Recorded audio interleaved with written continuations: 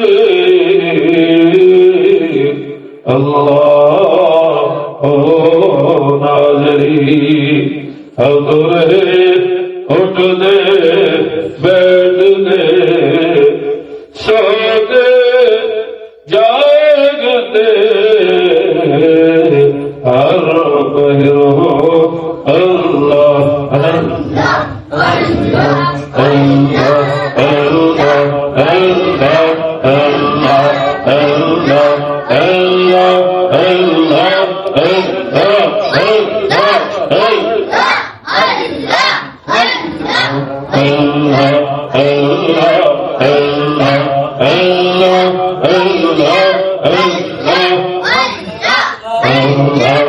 اللہ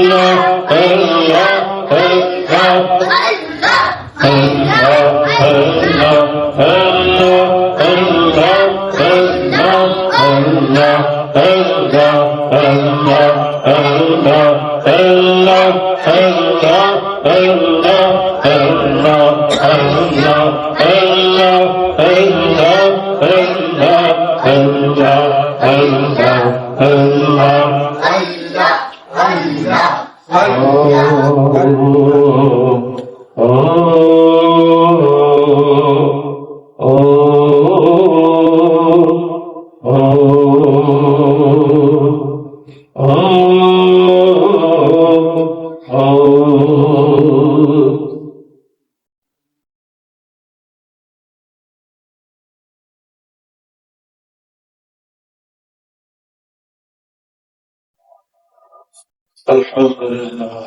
الحمدللہ۔ ایک تو ہمارے علاقے میں بہت مشہور و معروف نعت خوان حافظ طاہر بلال چشتی صاحب کا انتقال ہوا، ان کے لیے بھی دعا کرنی ہے۔ اس طرح ہمارے کشمیر کے شاگرد ہیں حافظ محمد توصیف صاحب، ان کی والدہ محترمہ اس دنیا سے رخصت ہوئی اسی ہفتے، پچھلے ہفتے میں یہ جو گزرا ہے، ان کے لیے بھی دعا کرنی ہے۔ اس طرح ہمارے مسجد کے پڑوسی ہمارے نوازی نوین بھائی، ان کی والدہ کا بھی انتقال ہوا۔ قریب قریب میں جتنے بھی اس دنیا سے رخصت ہوئے سب کے لیے دعا کرو کہ اللہ سب کی بخشش فرمائے، اللہ سب کے دونوں جہان اچھے فرمائے۔ الحمدللہ رب العالمین والصلاة والسلام على حبیبہ الکریم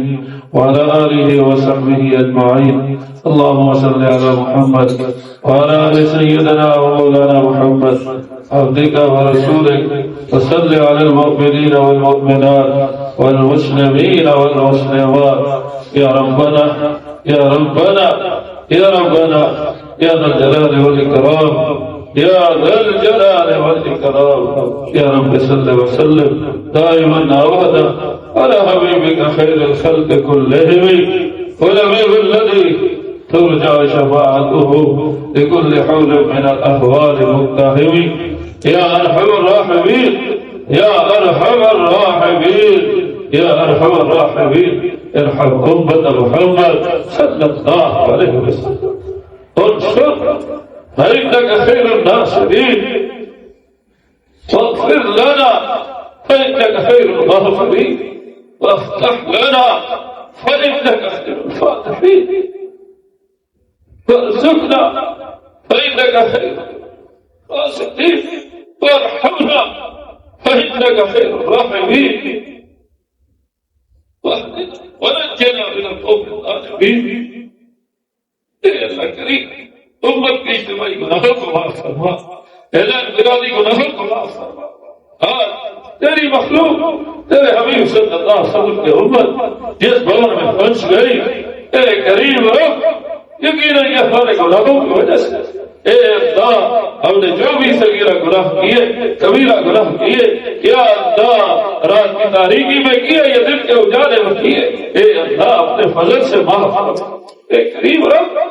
ہمارے گناہوں کو معاف فرما، امت کے اجتماعی گناہوں کو معاف فرما، انفرادی گناہوں کو معاف فرما، عافیت دار ہم سب کو نصیب فرما۔ اے اللہ جنہوں نے دعاؤں کے لیے کہا توقع رکھتے، اے اللہ سب کی مرادوں کو پورا فرما۔ اے کریم اللہ، اے کریم اللہ، یہ تیرے گھر میں یہ تیرے بندے ہیں، تیرے سامنے